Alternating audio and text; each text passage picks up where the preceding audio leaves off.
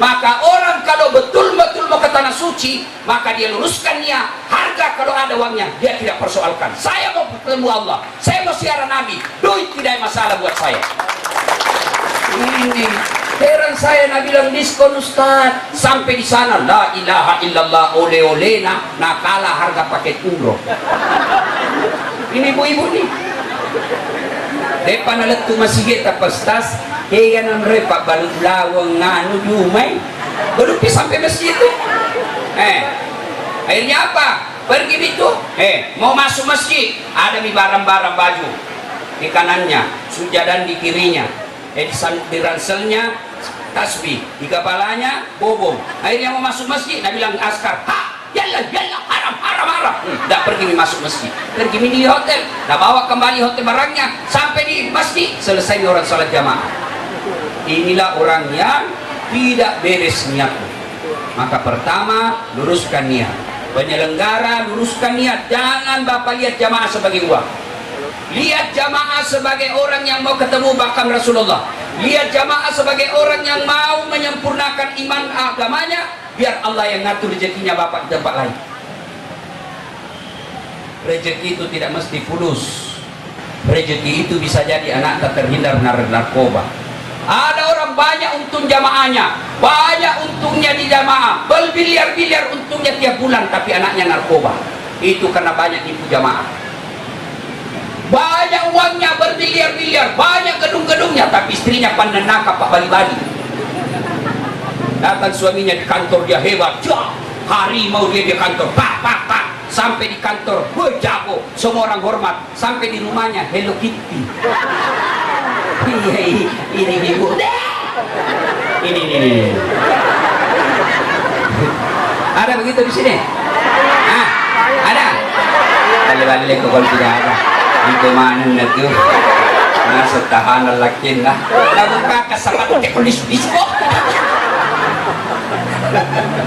Satu.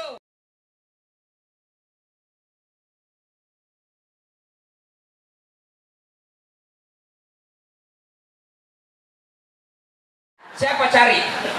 Polisi. Makanya jangan kau pandang enteng itu polisi. Pun kalau ada polisi yang minta-minta uang di jalan, biar anak SMP yang minta juga warna. Kau melanggar. Kenapa kau langgar? Kau dari ini rambu-rambu. Saya lihat Pak. Kenapa kau langgar? Saya tidak lihat Bapak. Kenapa kau tidak lihat saya? Bapak sembunyi di tikungan. Ini polisi peleng India, bukan polisi beru. Ya Pak, tapi Pak, ada Pak polisi di sini.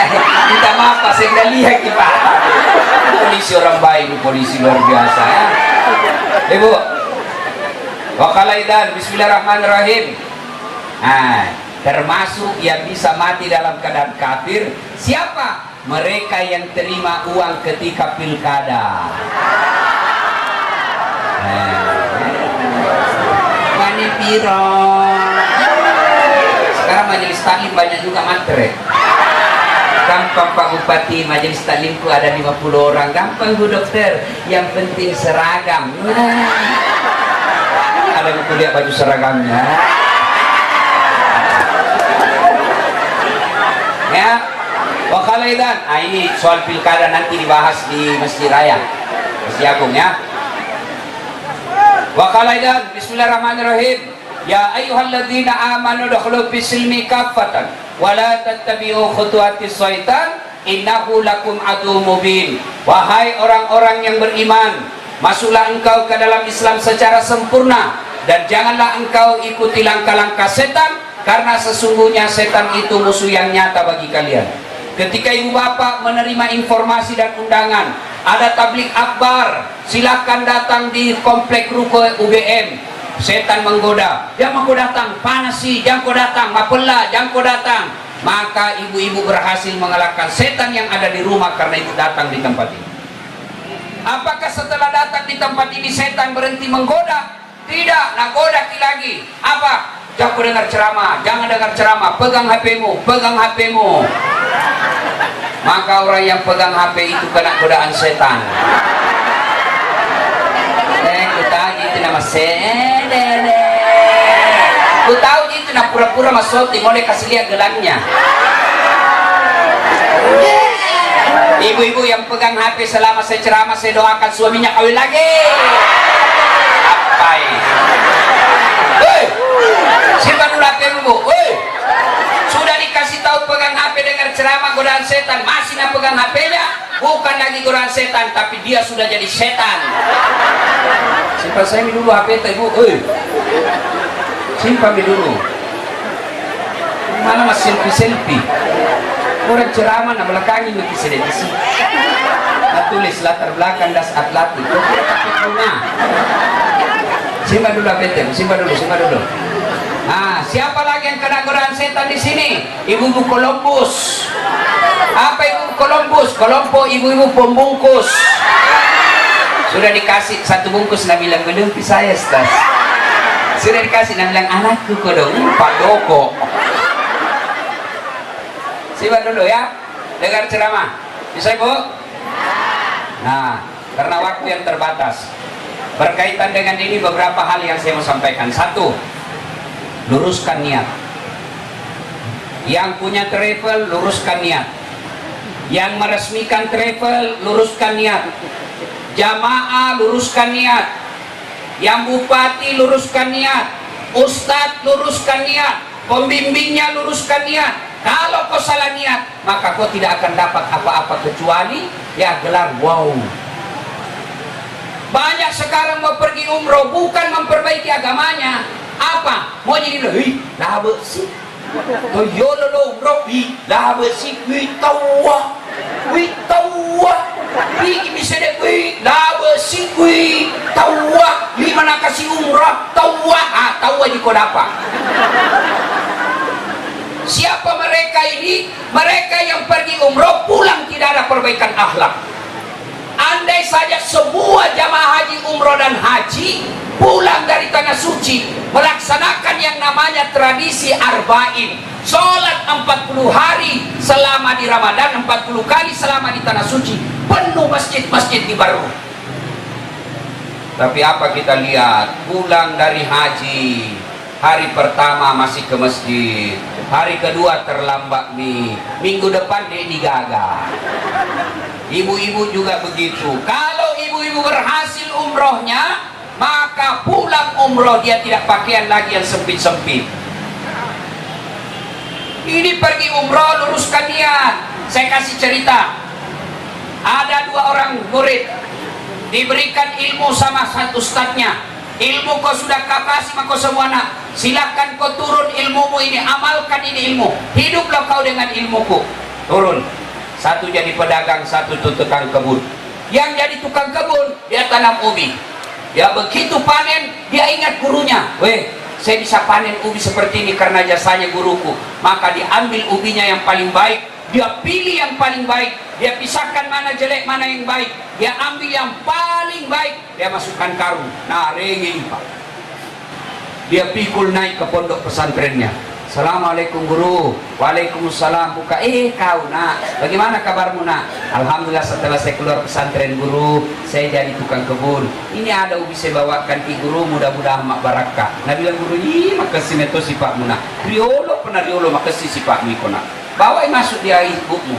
Masuk, cerita kembali. Begitu selesai urusannya, nah bilang ini anak pondok, anak pesantren. Tapi guru, mak permisi kak yolok lisu. Tunggu dulu nak, tunggu dulu, mako dulu. Masuk dari guru. Nah tanya istrinya, ibu, apa tahu dikasih itu anak tak baik sekali. Nah bawakan ke ubi itu. Nah ringit topa kasih, makasih. Apa dikasih? Nah bilang tidak ada pak. Cari kau dulu kodong. Masa darah aku bawa kasihkan? Tidak ada pak. Cari kau dulu. Oh ada gitu kemarin nah bawa Pak Bupati kambing. Pak Suwardi yang soleh suka kasih kambing orang toh. Nah, sudahlah kasih nih. Nah pulang dikasih kambing. Pergi tadi bawa ubi, pulang bawa pergi bawa pulang bawa.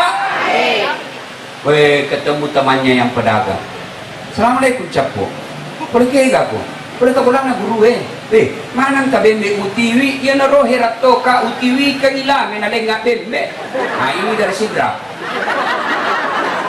Ya kan? Beda kan orang bahasanya Bugis itu sama sidrap sama pinrang.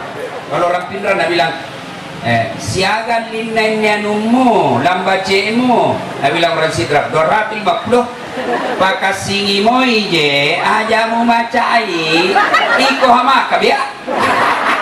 Itu bilang sama si Ram. Lalu dia berkatalah, ini yang pedagang, ini saja bawa ubi, dikasih kambing. Jalan kalkulatornya. Namanya pedagang yang dia pikir untung rugi. Bohong itu kalau ada pedagang tidak pikir untung rugi. Bohong. Oh, akhirnya dia pulang ke tokonya. Dia isi sembako mobilnya. Ada gula, ada tepung, ada minyak, ada beras. Naik ke gurunya. Satu mobil open cup. Assalamualaikum guru. Waalaikumsalam. Guru, setelah saya pulang jadi pedagang, ini ada saya bawakan kisah sembako. Wih, makasih si Pak Muna. Tiwi iko indokmu. Cerita-cerita na bilang guru, malah kayo lo maparamisi. Tajang yolo nak, tajang yolo. Udah no, masuk di guru. Bu, agak lagi kasih ronata, napuji kasih hengke tiwi kaku sembako. Beda gak pak, sapa ko masak lisu kosong, sapa ko madecek-decek. Ang kamu pak, irowot di na tiwi lami wani si Wana. Udah bilang Pak Ustaz, ya sudahlah, daripada pulang kosong ini ale bawa nih tulame. Tadi pergi bawa sembako, pulang bawa. Begitu juga orang yang ada pergi umroh. Ada yang pergi bawa kambing, pulang bawa ubi. Ada juga yang pergi bawa ubi, pulang bawa kambing. Nah, bagaimana siapa yang tahu? Kita semua. Ciri-cirinya mereka yang pergi bawa ubi, pulang pun bawa ubi, bahkan pergi bawa kambing, pulang bawa ubi. Siapa? Mereka yang kena tipu karena selalu mau cari murah.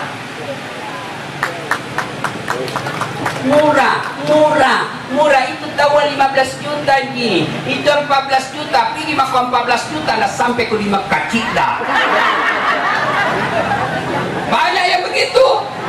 Hei, dengar ini juga luruskan niat penyelenggara.